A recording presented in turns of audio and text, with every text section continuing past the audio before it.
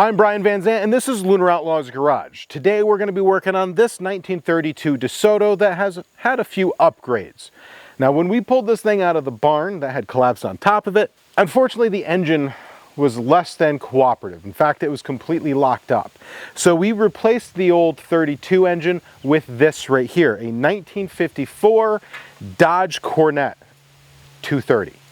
And it's going to give us quite a bit more oomph when it comes to horsepower. But any good Frankenstein creation needs a little bit more voltage when it comes to bringing her back to life. So that's why we've teamed up with Vintage Auto Garage to do a complete kit, which includes getting rid of the generator for an alternator. Obviously, that's how we're going to get our 12 volts.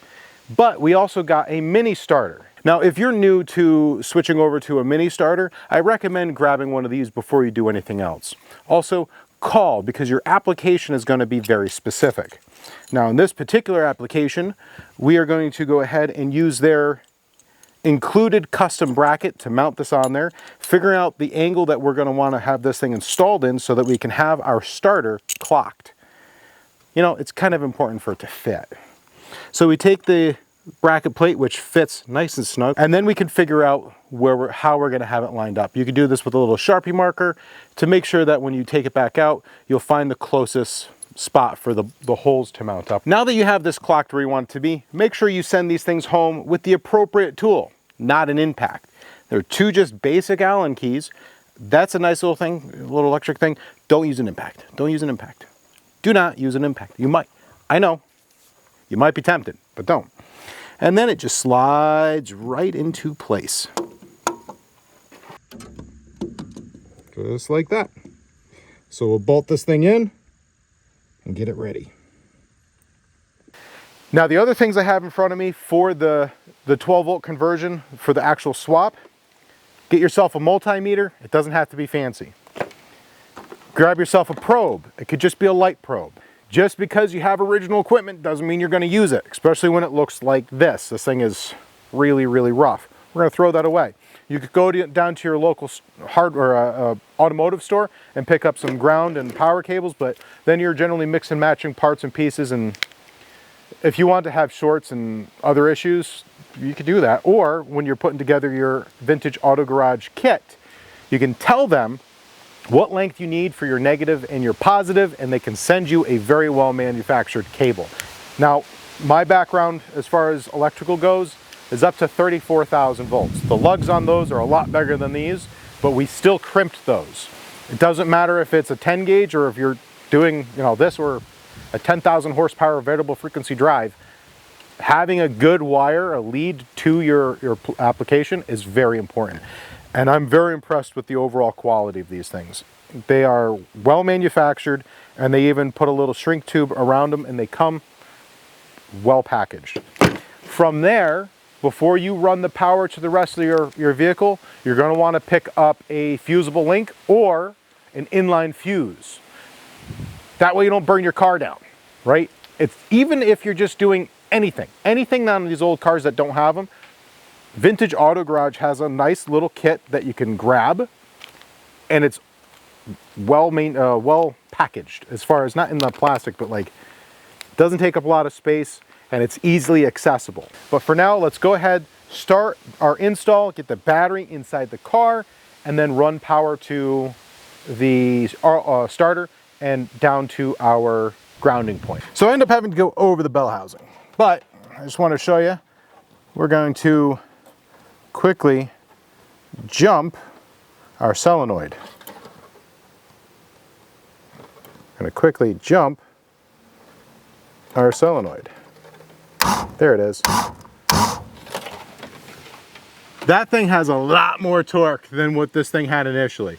It brings this thing right to life. You're going to have a really good time with the high torque starter like that. They're awesome. I love them. The next thing we're going to cover is the charging system. Now, this may seem scary and complicated, but I promise you it's a lot easier than you think. The one thing I keep saying though is fusible link. I keep saying it because it might be important. By might be, I mean it is very important. So what we're going to go ahead and do is we're going to set that right to the side, and the kit that comes with is really nice. I've not actually seen it this way. I will have to see if I can't get a few extra of these just to have inside inventory, but it does come with two. One to use and one to lose.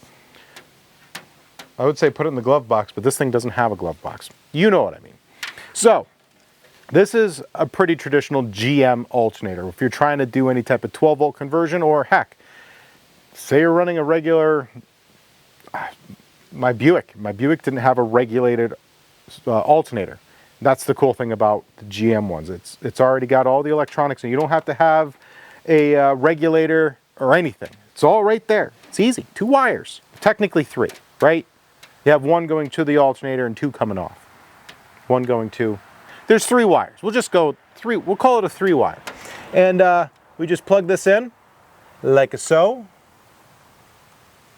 and we're halfway there. Now there's a little red wire that loops around and goes onto your alternator, which will actually put the big wire onto the alternator first in such a way that it's nice and tidy, like so. Now you have 2 wires to deal with. Not too bad, pretty easy. 1, that's your power. That's how you're gonna charge your battery, that's how everything works. So we have our fuse here. Flip that onto this side like that, this way. I can kind of hide the fuse right there. I replace the wire going from the negative side of the coil to the distributor because we've changed it. It's no longer a positive ground, it's a negative ground. So, right, we replaced that wire because it was crap. Do the right thing. But now we're going to cover what is inside here. This is the ignition module, I guess, the key start that comes from a vintage auto garage. Right now there's no power going to it, right? And the reason why is because they come with this additional little fuse, inline fuse that we can stuff in here now. And now it's hot. So the battery goes to where it says battery. The ignition I have going to the alternator and to the coil. And then this is your starter. So in theory, I should be able to bump it. Ready? Whoa! Amazing, right? You can do this, I promise you. It's really not that difficult. Now, there is 0 fuel in this, right? I can, nothing. So I got my little cheater here. Not a lot of gas left in there. Let's try it. Let's try it. Give her the beans. Scoot, scoot.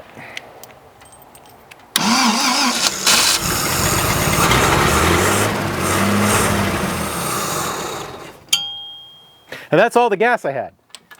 And there you go, guys. It is a pretty straightforward installation. Now, what I have to do is put the key where we're going to have it inside the cab of the vehicle and relocate the wires. But I wanted to give you a brief overview of how you can get this wired. And if I can do it in my gravel driveway, you can do it in yours. Ready? Accessory. There it is, guys.